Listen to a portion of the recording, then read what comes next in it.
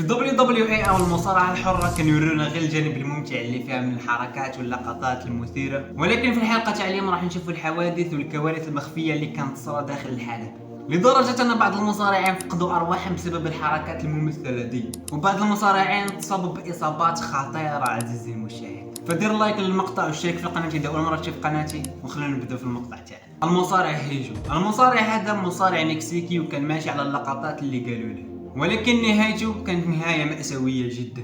في عام 2015 كان مباراة رباعية بين فريق هيجو وفريق ميستريو، وفي وسط المباراة ميستريو طبق الحركة تاعو الشهيرة، والحركة دي هي انه يضربك يقيسك عند الحبل ومن بعد يجي يجري يشد في الحبل ويضربك من القدام، والحركة دي طبقها مع هيجو، ومع جا باش يضربه من القدام هيجو ما دار حتى ردة فعل.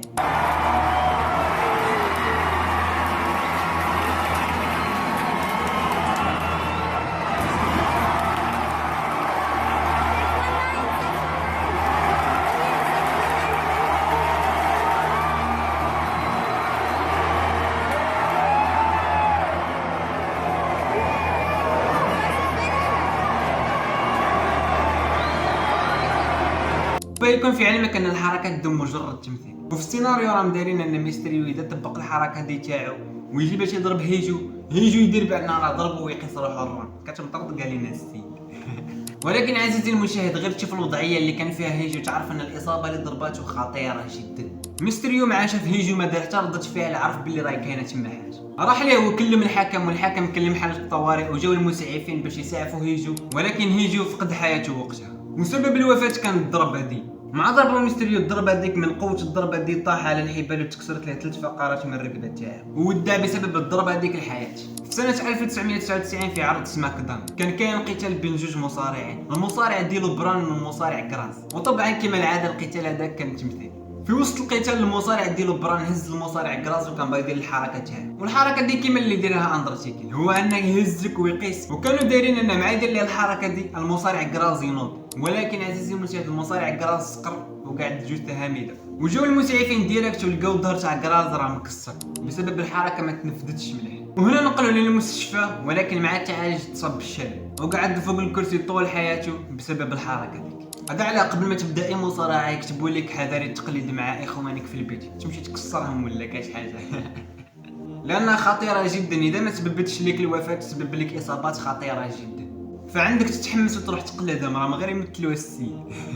اوين هارت مصارع كندي بدا المصارعه في عام 1983، والمصارع ده كان عنده معجبين بزاف سواء في الدخول تاعو للحلبة او في وسط الحلبة، وكم رانا عارفين ان المصارعين قبل ما يدخلوا الحلبة يبداو يحمسوهم ويحمسوا المشاهد، ولكن دخول اوين هارت للحلبة كان غريب بصح، واللي هو انه ينزل من فوق بحبل من مسافة طويلة يعني فوق 15 متر وينزل للحلبة، وفي المرة الاخيرة جا باه يهبط كيما راه موالف الحبل تقطع، وطاح من مسافة طويلة تقريبا 7 أو 8 أمتار، ومع طاح ديريكت ودع الحياة. الفيديو تاع الطيحة تاعو ما عرضوش في WWE، الجمهور ما صوروش كيفاه طاح، ولكن صوروه غير كي طاح وكي جاو الإسعاف باش يدوه الحوايج دو، وهذه بعد الصور والفيديوهات المسربة.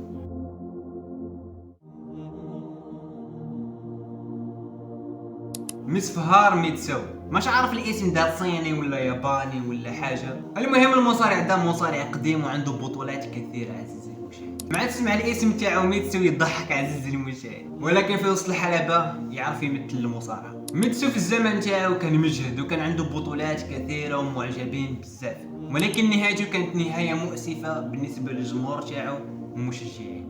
في عام 2009 كانت كاينه مباراه بين فريقين، فريق ميتسو وفريق واحد اخر، المصارع اللي كان ضد ميتسو دار حركه خطيره جدا واللي هي انه يهز ميتسو ويقيسه على الارض، ولكن مع قاس ميتسو طاح على راسو كيف ما راكم شايفين وبطل الحركه ولا غير جثه طايحه، وبسبب الحركه دي الركبه تاع ميتسو تكسرت.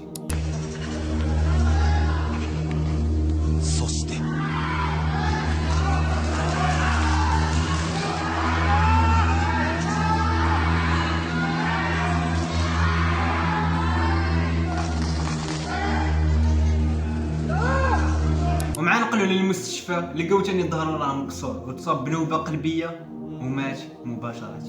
ايدي غريرو المصارع ده مصارع مكسيكي ولكن تولد في ولايه تكساس. ايدي غريرو انتشر له مقطع مات في الحلبة، وتوقع ان اغلبنا شاف المقطع هذا، واللي ما شافه خلونا نشوفه مع بعض ونعطيكم التحليلات والتفاصيل الكامله.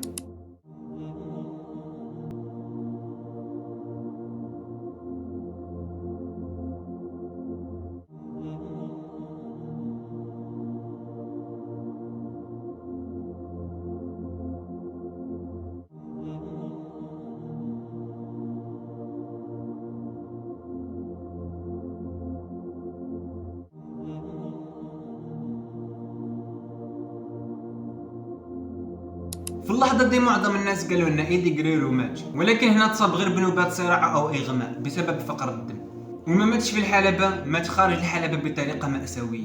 في عام 2005 اخ ايدي غريرو كان عيط له في التليفون، ولكن ايدي غريرو ما كانش يهز عليه، فاخ ايدي غريرو راح للفندق اللي كان مريح فيه ايدي غريرو وبدا يعيط له بالتليفون. هنا اخ ايدي غريرو بدا يسمع صوت التليفون راه يصوني من داخل الغرفة تاع ايدي غريرو، بدا يطبطب ليه بالشويه ولكن ما بغاش يحل الباب. طرطق الباب ودخل ليه ولقى ايدي غريرو راه مفرش على الارض، فبدا يسعف فيه ويدير له التنفس الاصطناعي، وغير كيف ايدي غريرو مازال مريح على الارض وما ناضش. جاو المسعفين ثاني هما وبداو يسعفوا فيه ولكن غير كيف وهنا ايدي غريرو توفى، وسبب الوفاه هو انسداد في الشرايين. معظم الناس قاعدين يقولوا لي قول لنا جدول القناه وكتاه ليا من راك تنشر فيهم الفيديوهات. انا كنت نحط الفيديوهات في نهار الخميس، فكتبوا لي في التعليقات يوم واحد اخر اللي نشر فيه الفيديوهات، وهكا باش نولي نحط 2 فيديوهات في السيمانه او اكثر يعني. واذا وصلت حتى لهنا معناتها عجبك المقطع، ما تنساش انك دير لايك واشترك في القناه اذا اول مره تشوف قناتي، ونشوفكم في المقطع الجاي ان شاء الله. ليتس جو.